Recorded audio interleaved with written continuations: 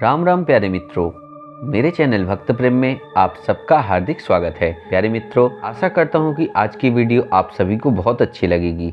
आज की वीडियो ब्रह्म दैत्य या ब्रह्म राक्षस जो भी कहें उसके बारे में है। तो वीडियो को शुरू करते हैं, कृपया अंत तक जरूर बने रहें। ब्रह्म राक्षस एक ऐसा नाम है जिसका उल्लेख पुराणों में कई जगह हुआ है। भारतीय सनातन संस्कृति में ऐसी कई घटनाएं और कथाएं प्रचलित हैं जो समय समय पर ब्रह्म दैत्य के अस्तित्व को प्रमाणित करते आ रहे हैं। अगर वैज्ञानिक दृष्टिकोण की माने तो ब्रह्म दैत्य नहीं होते, क्योंकि विज्ञान उन्हें प्रमाणित नहीं कर सकता है। लेकिन एक आस्तिक व्यक्ति के लिए जिस प्रकार भगवान का अस्तित्व है, उसी प्रकार ब्रह्म दैत्य का भी है, जिसमें कोई संदेह नहीं है। ऐसे कई व्यक्ति हैं और हो भी चुके हैं जिन लोगों का सामना कभी न कभी ब्रह्म दैत्य से हुआ है। एक ऐसा व्यक्ति जो ब्राह्मण घर में जन्म ले और बड़ा होकर वेदों का कुशल ज्ञाता हो और तेज बुद्धि का स्वामी हो, लेकिन यदि वह अपनी अर्जित विद्या और कुशल बुद्धि का प्रयोग जीवन भर अपने स्वार्थ पूर्ति के लिए करे और ऐसे ऐसे पाप कर्मों में लिप्त हो जो एक ब्राह्मण व्यक्ति को कभी नहीं करने चाहिए। जब ऐसे आचरण वाले ब्राह्मण की मृत्यु हो जाती है तो ऐसे ब्राह्मण ब्रह्मदैत्य बन जाते हैं। ब्रह्म राक्षस को अपना पिछला जन्म याद रहता है, इसलिए अपने इस रूप में भी उनके पास शास्त्रों का ज्ञान होता है। इनका शरीर देव और दानव का मिश्रण होता है। इनका आधा शरीर देव सा और बाकी का आधा शरीर दानव का होता है। ब्रह्म राक्षस बहुत अधिक शक्तिशाली होते हैं। ये घंटों तक एक ही स्थिति में खड़े या बैठे रह सकते हैं। ब्रह्म राक्षस शक्तिशाली होने के साथ साथ कई प्रकार के अलौकिक शक्तियों के स्वामी होते हैं। ये जिस किसी के पीछे पड़ जाते हैं वह व्यक्ति बहुत मुश्किल से ही इनसे छुटकारा पा सकता है। ब्रह्म राक्षस यदि किसी पे प्रसन्न हो जाते हैं तो वे उसकी मनोकामना भी पूर्ण कर सकते हैं। ये ऐसे होते हैं जो मानव को मार कर खा जाते हैं। ये अत्यंत खतरनाक होते हैं, क्योंकि ये जिसे परेशान करने का ठान लेते हैं उसे सहजता से नहीं छोड़ते। यदि कोई वेद ज्ञानी बुद्धिमान स्त्री भी ब्राह्मण होने के बाद बुरे आचरण और शास्त्र विरुद्ध पापी कर्मों को करती है, तो जब ऐसी स्त्री की मृत्यु होती है तो वह मृत्यु के पश्चात ब्रह्म राक्षस पद को प्राप्त हो जाती है। ऐसी मान्यता है कि ब्रह्म राक्षस का निवास बहुत पुराने वृक्षों और विशेषकर पीपल के पेड़ों में होता है।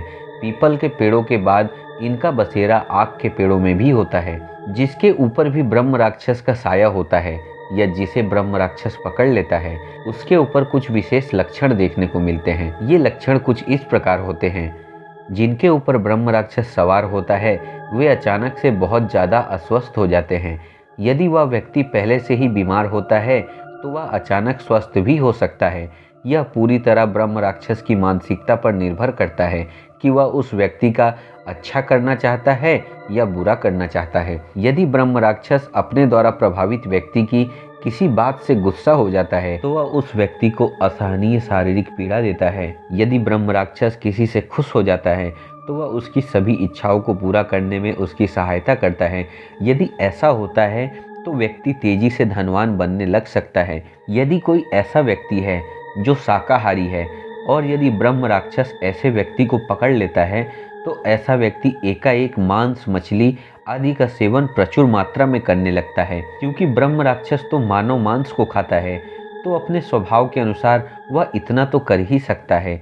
ब्रह्म राक्षस के पास वेदों और वेदांतों का ज्ञान होता है, इसलिए उनसे प्रभावित व्यक्ति के मुख से अचानक वैदिक श्लोकों को सुना जाना साधारण बात होती है। फिर चाहे वह व्यक्ति भले ही कभी भी शास्त्रों का अध्ययन न करता हो। ब्रह्म राक्षस में काम वासना बड़ी प्रबल होती है, इसलिए जो व्यक्ति इसके प्रभाव में आता है वह बहुत उत्तेजित और आक्रामक हो सकता है। जो व्यक्ति ब्रह्म राक्षस के प्रभाव में आ जाते हैं उसकी आंखें लाल हो सकती हैं और बिना किसी कारण तेज बुखार या शरीर में अकड़न हो सकती है।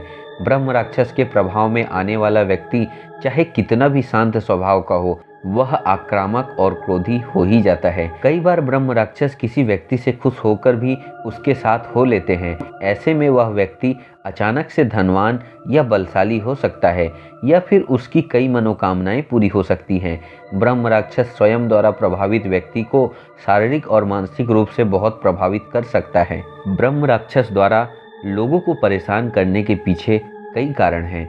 आखिर ऐसा क्या कारण है कि ब्रह्म राक्षस लोगों को परेशान करते हैं? या फिर उन पे सवार होने लगते हैं। कहते हैं कि ब्रह्म राक्षस का निवास अधिकतर पीपल के पेड़ों पर होता है। यदि ऐसी स्थिति में कोई व्यक्ति जानबूझकर या अनजाने में भी ऐसे पेड़ को काट देते हैं तो उस पेड़ पर रहने वाला ब्रह्मदैत्य अपना निवास स्थान छीन जाने के क्रोध में उस व्यक्ति को सताना शुरू कर देता है। ऐसा सुना जाता है कई बार लोगों को अचानक ही गड़ा हुआ गुप्त धन मिल जाता है और कई बार ऐसे धन की रक्षा में स्वयं ब्रह्मदैत्य तैनात रहते हैं।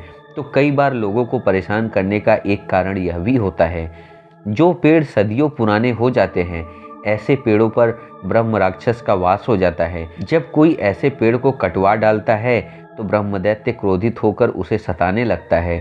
इसलिए आज भी कहा जाता है कि पुराने पेड़ों को नहीं काटना चाहिए। कई बार तंत्र विद्याओं में महारत प्राप्त तांत्रिक निजी स्वार्थ हेतु या धन की लालसा में किसी और व्यक्ति के कार्य को साधने के लिए अपनी विद्या के प्रयोग द्वारा ब्रह्म राक्षस का प्रयोग औरों को हानि पहुंचाने के लिए भी करते हैं। तो इन सब कारणों में से कोई भी कारण हो सकता है जिस वजह से ब्रह्म राक्षस किसी को परेशान करते हैं, और ब्रह्म राक्षस से पीछा छुड़ाना लोहे के चने चबाने के बराबर है। यह जानकारी आपको अच्छी लगी हो तो चैनल को सब्सक्राइब करें और वीडियो को शेयर करें। आज के लिए आज्ञा चाहता हूँ, फिर मिलते हैं अगली वीडियो में।